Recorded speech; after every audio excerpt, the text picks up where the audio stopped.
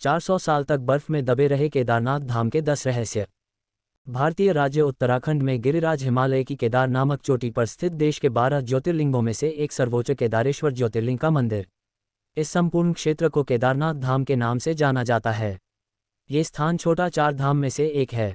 केदारनाथ धाम और मंदिर के संबंध में कई कथाएं जुड़ी हुई हैं। आओ जानते हैं इस संबंध में 10 रहस्यमयी जानकारी। 1. शिवलिंग उत्पत्ति का रहस्य। पुराण कथा अनुसार हिमालय के केदार श्रृंग पर भगवान विष्णु के अवतार महातपस्वी नर और नारायण ऋषि तपस्या करते थे।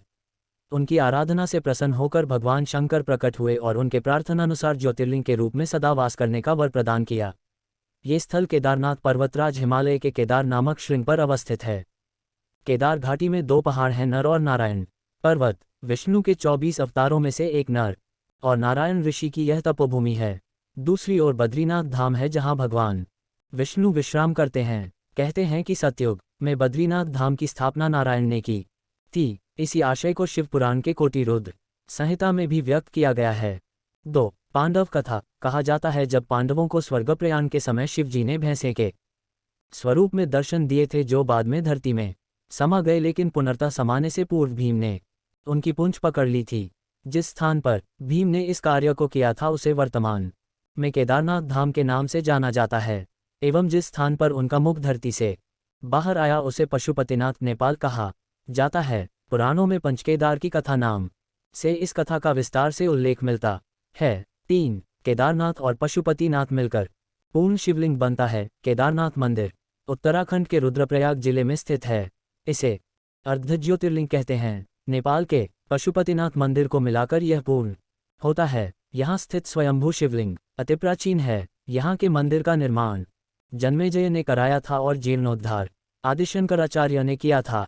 4. एक रेखा पर बने हैं केदारनाथ और रामेश्वरम मंदिर। केदारनाथ मंदिर को रामेश्वरम मंदिर की सीध में बना हुआ माना जाता है। उक्त दोनों मंदिरों के बीच में कालेश्वर तेलंगाना, श्रीकालाहस्ती मंदिर आंध्रा, एकम्बरेश्वर मंदिर तमिलनाडु, अरुणाचल मंदिर तमिलनाडु, तिलई नटराज मंदिर चिदम्बरम और रामेश्वरम तमिलनाडु आता है। ये शिवलिंग पंचभूतों का प्रतिनिधित्व करते हैं। 5. 400 वर्ष तक बर्फ में दबा रहा मंदिर। वर्तमान में स्थित केदारेश्वर मंदिर के पीछे सर्वप्रथम पांडवों ने मंदिर बनवाया था, लेकिन वक्त के थपेड़ों की मार के चलते ये मंदिर लुप्त हो गया। बाद में 8वीं शताब्दी में आदि शंकराचार्य ने एक नए मंदिर का निर्माण कराया जो 400 वर्ष तक बर्फ में दबा रहा। तब इस मंदिर का निर्माण 508 BC जन्मे और 476 BC देहत्याग गए आदि शंकराचार्य ने करवाया था। इस मंदिर के पीछे ही उनकी समाधि है। इसका गर्भगृह अपेक्षाकृत प्राचीन है, जिसे 80वीं शताब्दी के लगभग का माना जाता है। पहले 10वीं सदी में मालवा के राजा भोज द्वारा और फिर 13वीं सदी में मंदिर का जीर्णोद्धार किया गया। 400 सालों तक कैसे बर्फ में दबा रहा केदारनाथ का मंदिर, और जब बर्फ से बाहर निकला तो पुनर्तः सुरक्षित था।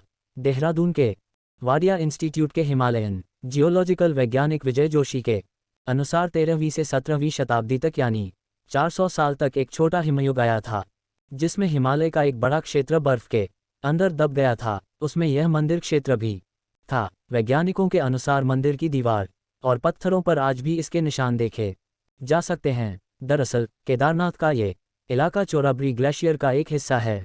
वैज्ञानिकों का कहना है कि ग्लेशियरों के लगातार पिघलते रहने और चट्टानों के खिसकते रहने से आगे भी इस तरह का जलप्रलय या अन्य प्राकृतिक आपदाएं जारी रहेंगी। 6 माह तक नहीं बुझता है दीपक। दीपावली महापर्व के दूसरे दिन के दिन शीत ऋतु में मंदिर के द्वार बंद कर दिए जाते हैं। 6 माह तक मंदिर के अंदर दीपक जलता रहता है। पुरोहित ससम्मान पट बंद कर भगवान के विग्रह एवं दंडी को 6 माह तक पहाड़ के नीचे ऊखीमठ में ले जाते हैं। 6 माह बाद मई माह में केदारनाथ के कपाट खुलते हैं, तब उत्तराखंड की यात्रा आरंभ होती है। 6 माह मंदिर और उसके आसपास कोई नहीं रहता है, लेकिन आश्चर्य की बात कि 6 माह तक दीपक भी जलता रहता और निरंतर पूजा भी होती रहती है। कपाट खुलने के बाद ये भी आश्चर्य का विषय है कि वैसी की वैसी ही साफ सफाई मिलती है जैसी कि छोड़कर गए थे। 7. लुप्त हो जाएगा केदारनाथ। पुराणों की भविष्यवाणी के अनुसार इस समूचे क्षेत्र के तीर्थ लुप्त हो जाएंगे। माना जाता है कि जिस दिन नर और नारायण पर्वत आपस में मिल जाएंगे, बद्रीनाथ का मार्ग पूरी तरह बंद हो जाएगा और भक्त बद्रीनाथ के दर्शन नहीं कर पाएंगे।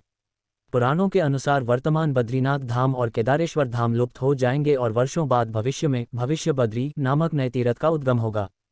8. तूफान और बाढ़ में भी रहता है सुरक्षित। 16 जून 2013 की रात प्रकृति ने कहर बरपाया था।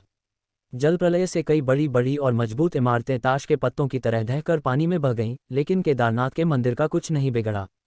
आश्चर्य तो तब हुआ जब पीछे पहाड़ी से पानी के बहाव में लुढ़कती हुई विशालकाय चट्टान आई और अचानक वह मंदिर के पीछे ही रुक गई। उस चट्टान के रुकने से बाढ़ का जल दो भागों में विभक्त हो गया और मंदिर कहीं ज्यादा सुरक्षित हो गया। इस प्रलय में लगभग 10,000 लोगों की मौत हो गई थी। 9. कैसे बना होगा यह मंदिर? अभी भी रहस्य बरकरार। यह मंदिर कटवा पत्थरों के भूरे रंग के विशाल और मजबूत शिलाखंडों को जोड़कर बनाया गया है। 6 फुट ऊंचे चबूतरे पर खड़े 85 फुट ऊंचे, 187 फुट लंबे और 80 फुट चौड़े मंदिर की दीवारें 12 फुट मोटी हैं। यह आश्चर्य ही है कि इतने भारी पत्थरों को इतनी ऊंचाई पर लाकर व तराशकर कैसे मंदिर की शक्ल दी गई होगी। खासकर यह विशालकाय छत कैसे खंभों पर रखी गई। पत्थरों को एक दूसरे में जोड़ने के लिए इंटरलॉकिंग तकनीक का इस्तेमाल किया गया है। 10. निरंतर बदलती रहती है यहाँ की प्रकृति। केदारनाथ धाम में एक तरफ करीब 22,000 फुट ऊंचा केदार, दूसरी तरफ 21,600 फुट ऊंचा खर्चकुंड और तीसरी तरफ 22,700 फुट ऊंचा भरतकुंड का पहाड़।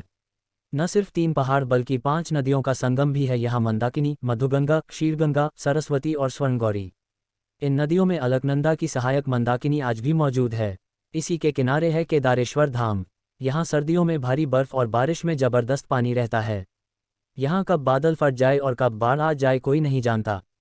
मित्रों, उम्मीद करते हैं आपको हमारी आज की ये वीडियो पसंद आई होगी। यदि हाँ तो नीचे कमेंट करके ज़रूर बताएं और ऐसी ही और भी आध्यात्मिक और धार्मिक जानकारी के लिए हमारे YouTube चैनल भारत भक्ति सागर चैनल को लाइक करें, सब्सक्राइब करें।